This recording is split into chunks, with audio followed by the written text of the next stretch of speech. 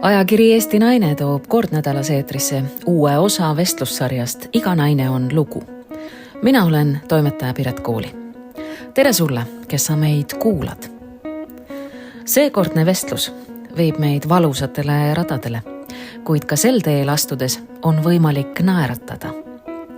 Me oleme seda kulgemist juba aastaid kõrvalt näinud. Mõni on ehk vähiravifondi toetajana ka ise lootust kinkinud.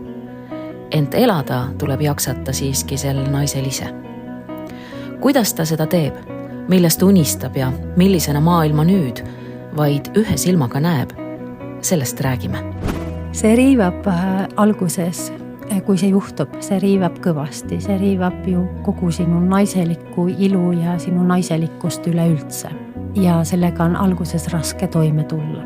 Ja siis ma ütlen jälle, et inimene harjub.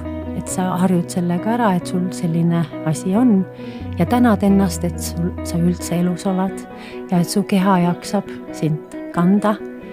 Et see on palju olulisem lõpuks ja lõpuks me peidame võib-olla meigiga, mida me hästi oskame juba sünnist saati, peidame ju ära need vead oma näos.